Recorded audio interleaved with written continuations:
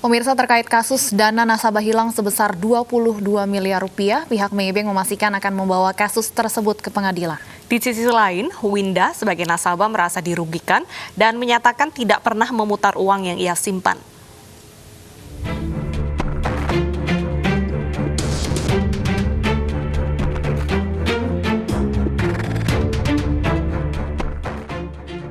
Korban penggelapan dana nasabah, Winda Lunardi, kembali angkat bicara. Ia menjawab seluruh tudingan Maybank Indonesia terhadap dirinya. Winda mengatakan ia membuka rekening untuk tabungan masa depan dan tidak pernah memutar uang tabungannya karena tengah belajar di luar negeri. Saya nih hanya membuka rekening. Lalu papa saya memasukkan dana sebagai tabungan masa depan. Dan selama beberapa periode itu saya sedang melakukan studi di luar negeri. Jadi mungkin nggak saya bisa datang ke bank untuk melakukan transaksi apapun. Karena saya statusnya aja masih lagi di luar negeri, lagi studi. Jadi itu. Jadi segala jenis rekening koran waktu itu kan pasti wali saya ada yang menerima. Ya wali-wali saya percaya saja. Justru karena kita percaya Maybank itu aman, ya papa saya kan ada menambahkan dana untuk tabungan gitu. Emang statusnya hanya untuk tabungan gitu, Kak. Jadi segala perputaran uang dari rekening saya itu yang perlu dipertanyakan, kenapa bisa ada. Otorisasi, saya nggak pernah kasih otorisasi. Gimana mau kasih otorisasi juga? Saya lagi di luar negeri, lagi belajar. Sebelumnya pihak Maybank menunjuk Hotman Paris selaku kuasa hukum dalam kasus ini. Hotman menyampaikan sejumlah kejanggalan. Salah satunya adalah kartu ATM dan buku tabungan nasabah dipegang oleh pimpinan cabang berinisial A dari awal pembukaan pada tanggal 27 Oktober 2014 hingga saat ini. Hotman menduga ada keterlibatan lebih dari satu oknum. Bank dalam bank, ya berarti kan pimpinan cabangnya kan memainkan duit orang. Itulah harusnya yang saya bilang tadi, semua orang yang terima uang ini, ya, yang ada di sini ada 6 atau berapa nih? 8 harusnya diperiksa. Ini belum diperiksa di Mabes Polri. Harusnya kalau benar-benar tidak bisa dipertanggungjawabkan, ya akan penyidikan ditingkatkan ke mereka gitu loh. Winda melaporkan kasus ini ke Bareskrim Mabes Polri pada Kamis lalu. Dalam laporannya, Winda menyatakan tabungan 20 miliar rupiah di Maybank hilang. Uang itu disimpan dalam 2 rekening terpisah dengan rincian 15 miliar rupiah dan 5 miliar rupiah. Polisi kini sedang menyelidiki aset dan memeriksa sejumlah rekan tersangka atas kasus penggelapan dana nasabah ini. Modus operandi tersangka AT menarik uang nasabah tanpa izin pemilik rekening, kemudian mentransfer kawan-kawan tersangka untuk diputar dengan harapan mendapatkan keuntungan. Saksi yang sudah diperiksa sebanyak 23 orang, termasuk karyawan bank dan saksi-saksi yang lainnya. Saat ini penyidik sedang melaksanakan tracing aset dan menelusuri aliran dana yang digunakan saudara tersangka AT. Dalam kasus ini, polisi telah menetapkan kepala bank sebagai tersangka. Tersangka terancam pasal pelanggaran perbankan dan tindak pidana pencucian uang dengan ancaman hukuman 8 hingga 20 tahun penjara. Tim Liputan iNews melaporkan. Bagaimana keamanan nasabah sebagai konsumen bank? Kita sudah bergabung dengan Ketua Yayasan Lembaga Konsumen Indonesia, Bapak Tulus Abadi. Selamat siang, Pak Tulus. Ya, selamat siang, Mbak. Baik, Pak. Sebenarnya bagaimana perlindungan terhadap nasabah? Karena kasus seperti yang dialami Winda Earl ini kan bukan yang pertama kali terjadi, Pak. Ya, kalau berdasarkan pada regulasi sebenarnya sudah cukup aman ya, baik pada konteks undang-undang perbankan ataupun undang-undang tentang OJK dan peraturan-peraturan lainnya. Hak nasabah dalam konteks perlindungan dirinya itu sangat kuat. Nah, tapi dengan berbagai kasus yang terjadi selama ini, dan ini bukan kali pertama, ini YLKI menengarai ada kerentanan di dalam proteksi perlindungan nasabah terkait dengan data milik nasabah di dalam bank yang ada tersebut. Ini yang saya kira kita minta agar OJK mereview model pengawasan kepada pihak perbankan dan juga mengaudit bagaimana sistem keamanan dari masing-masing bank yang ada, sehingga tidak mudah diretas atau mudah dijebol pada kasus-kasus yang ada. Memang kita lihat kalau dari keterangan pengacaranya Maybank ataupun konsumen sebagai korban, nampaknya ada hilang sengkarut atau ini kasusnya complicated, tidak seperti pembobolan pada umumnya. Iya, Pak Tulus, ini memang ada perbedaan versi ya antara Maybank dengan korban terkait dengan hilangnya uang sebesar 22 miliar rupiah ini. Kalau Anda melihatnya seperti apa, Pak, sebenarnya kasus ini?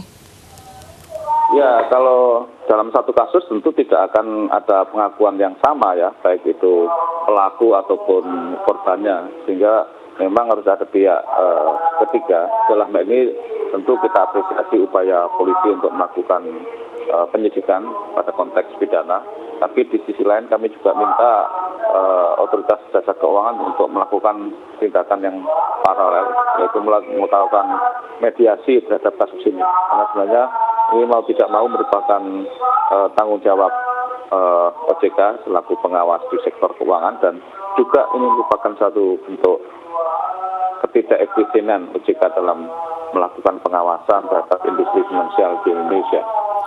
OJK harus turun tangan untuk menangani kasus ini juga, Pak Tulus? Oh iya dong, dan harus proaktif karena ini industri keuangan, khususnya bank, itu kan pengawas utamanya adalah OJK. Jadi kalau ada kasus-kasus seperti ini, jelas dan tegas bahwa OJK secara regulasi, bagaimana diatur dalam undang-undang tentang OJK, itu bertanggung jawab terhadap kejadian-kejadian bobolnya nasabah bank, data dan segala macam, karena ini menyangkut pelindungan konsumen perbankan. Baik, Pak Tulus, adakah saran Anda kepada masyarakat yang mungkin memiliki tabungan di bank atau akan membuka tabungan agar mereka tidak merasa khawatir dengan adanya kejadian ini? Apa saja yang harus diperhatikan? Ya, sebenarnya pertama literasi konsumen terbatas pada konteks interaksi konsumen dengan pihak bank ya, karena kan pengetahuannya adalah sangat detail dan itu yang tidak banyak konsumen bisa mengetahui karena itu menyangkut kontrak dan segala macam. Tapi pada kasus ini saya kira memang ada hal yang harus diendus lebih mendalam. Tapi ketika kita berinteraksi dengan bank, itu kan pada dasarnya bisnis trust ya, kepercayaan ya, karena ketika kita mulai menyimpan di uang di bank ya, konteksnya kan aman ya, syukur-syukur mendapatkan bunga, dan juga ini sudah dijamin dalam undang-undang yang sudah ada. Jadi sebenarnya pada konteks regulasi yang sudah ada nggak perlu khawatir. Nah, tetapi yang harus diwaspadai konsumen adalah ini, walaupun saya tidak mengatakan apakah dalam kasus ini ada praktek bank dalam bank seperti kata pengacara Hotman Paris, tapi ini yang saya tengarai, fenomena-fenomena ini memang banyak terjadi di bank-bank di Indonesia, bahkan di luar negeri.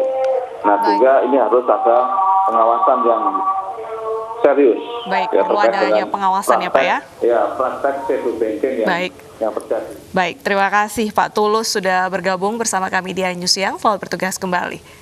Pemirsa, seorang pedagang meninggal dunia di tengah masa yang menjemput Rizik Syihab kemarin. Pria tersebut diduga kelelahan hingga tak sadarkan diri karena kesulitan bernafas. Jenazah kakek Sotong tiba di kampung halamannya di Bogor, Jawa Barat pada Selasa sore. Korban kemudian disolatkan dan langsung dikebumikan. Pihak keluarga telah mengikhlaskan kepergian kakek Sotong dan tidak akan menuntut pihak manapun. Emang dia buruh, emang sudah dagang. Emang kemarin baru berangkat kerja, baru mulai kerja lagi di Jakarta. Kalau nggak salah berangkat hari Senin sekitar jam 10 pagi. Sotong meninggal dunia di antara ramainya masa yang menjemput kepulangan Rizik Syihab. Korban diduga kelelahan saat berdagang ikan hingga sulit bernafas. Sejumlah orang di lokasi Sotong terjatuh sempat memberi pertolongan, namun nyawanya tak bisa diselamatkan. Dorong gerobak, jatuh seketika, dibantu sama tim anak-anak pencinta Habib Rizik, dibantu semua dari tim kepolisian, tim besar kepolisian, aparat dan warga sini bantu, udah dikasih bantu napas sama tim FPI, tapi udah lewat. Sebelum dibawa ke kampung halaman, jenazah pria itu sempat dievakuasi ke Rumah Sakit Cipto Mangunkusumo. Dari Bogor dan Jakarta, Wildan Hidayat, Rani Sanjaya, iNews melaporkan. Sejumlah fasilitas umum di Bandara Soekarno-Hatta rusak usai masa pendukung menjemput Rizik Syihab Selasa kemarin. Selain sempat mengganggu penerbangan dan lalu lintas di sekitar Bandara Soekarno-Hatta, menumpuknya simpatisan dikhawatirkan menjadi klaster baru COVID-19.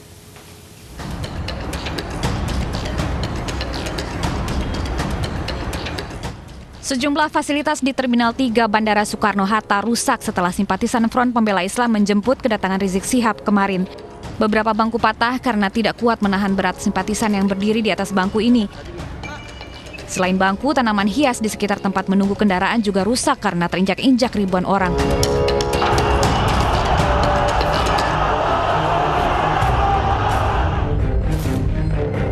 Usai berkali-kali batal pulang, pemimpin Front Pembela Islam Rizik Syihab kemarin tiba di tanah air. Mendarat melalui Bandara Soekarno-Hatta, Tangerang, Banten, Rizik Syihab disambut ribuan simpatisan. Salah satu alasan Rizik pulang ke Indonesia adalah untuk menikahkan putrinya Najwa Shihab. Kedatangan Rizik membawa sejumlah dampak. Akses menuju Bandara Soekarno-Hatta pada Selasa pagi sempat lumpuh total lantaran ramainya simpatisan yang ingin melihat langsung kedatangan Rizik. Akibatnya, banyak calon penumpang yang terlantar di tengah jalan. Para pegawai di lingkungan bandara juga kesulitan menuju tempat bekerja. Selain itu, sejumlah penerbangan dari berbagai maskapai juga terlambat. Membludaknya pendukung yang ingin menyambut Rizik Syihab juga dikhawatirkan menjadi klaster baru penularan COVID-19. Selain berkerumun dengan jumlah yang sangat besar, sebagian besar simpatisan juga tidak menggunakan masker. Juru bicara Satgas Penanganan COVID-19 Wiku Adhisa Smito kembali mengingatkan agar masyarakat disiplin mematuhi protokol kesehatan. Keberhasilan penanganan COVID-19 ini sangat ditentukan oleh kedisiplinan kita semuanya, seluruh elemen masyarakat tanpa terkecuali, dalam mematuhi protokol 3M. Selalu kami ulang-ulang hal ini karena ini memang cara yang paling ampuh. Semakin disiplin masyarakat patuh terhadap protokol kesehatan, maka semakin efektif penanganan pandemi COVID-19. Oleh karena itu, saya meminta kepada seluruh masyarakat untuk tidak lengah dan tetap disiplin menjalankan protokol kesehatan. Penumpukan simpatisan juga terjadi saat Rizik tiba di lingkungan tempat tinggalnya di Petamburan, Jakarta Pusat. Massa berkerumun dan tidak mematuhi protokol kesehatan. Tim Liputan iNews melaporkan. Dan untuk mengetahui dampak kerusakan sarana bandara, sudah bergabung bersama kami Vito Erlangga langsung dari Bandara Soekarno-Hatta. Selamat siang Vito, fasilitas apa saja yang rusak di bandara dan apakah sudah mulai diperbaiki? Ya, baik Deta dan Stefani, dapat kami laporkan untuk situasi terkini di Terminal 3 Bandara Soekarno-Hatta sendiri sudah mulai berangsur kembali normal untuk aktivitas penerbangan maupun kedatangan sendiri sudah berlangsung seperti sedia kala, dan kemudian apa saja fasilitas yang sempat rusak akibat kedatangan dari ribuan massa Front Pembela Islam pada 10 November kemarin. Ini berdasarkan pemantauan kami, sejumlah fasilitas bandara ini memang sempat rusak, yaitu antara lain adalah pertama yaitu fasilitas berupa stand bandara, yang mana sejumlah stand bandara ini sempat rusak, yang mana stand bandara ini masih dalam proses pembangunan. Kemudian sejumlah kursi tunggu bandara juga memang sudah sempat dikabarkan rusak, dan selain itu juga kerusakan juga terjadi di taman, yang mana sejumlah tanaman hias ini terpaksa rusak akibat diinjak-injak oleh banyaknya massa yang melakukan penjemputan kepada pemimpin dari dari Front Pembela Islam Habib Rizik Syihab pada Selasa kemarin. Namun untuk saat ini sejumlah fasilitas publik di bandara tersebut saat ini sudah mendapatkan perbaikan dari PT Angkasa Pura, dan berdasarkan keterangan tertulis dari PT Angkasa Pura sendiri, pihaknya mengatakan bahwa pihaknya sudah melakukan inventarisasi sejumlah fasilitas publik yang sempat rusak dan saat ini sudah disterilkan. Artinya saat ini sejumlah fasilitas publik sudah bisa dioperasikan atau sudah bisa digunakan oleh sejumlah penumpang pesawat. Kemudian yang perlu kami sampaikan adalah bagi para calon penumpang yang kemarin sempat gagal terbang diakibatkan karena sulitnya akses menuju bandara akibat lalu lintas yang lumpuh total akibat banyaknya massa dan simpatisan FPI. Ini pihak PT Angkasa Pura melalui keterangan tertulis ini sudah memberikan kebebasan bagi para pemegang tiket penerbangan dengan tanggal 10 November 2020 untuk melakukan penjadwalan ulang atau melakukan refund atau pengembalian tiket. Adapun 5 maskapai telah mengkonfirmasi hal ini, yaitu antara lain adalah Lion Air, Garuda Indonesia, Air Asia, dan Sriwijaya Air. Kembali ke Anda. Baik, terima kasih Vito Erlangga melaporkan langsung dari Bandara Soekarno-Hatta. Selamat bertugas kembali.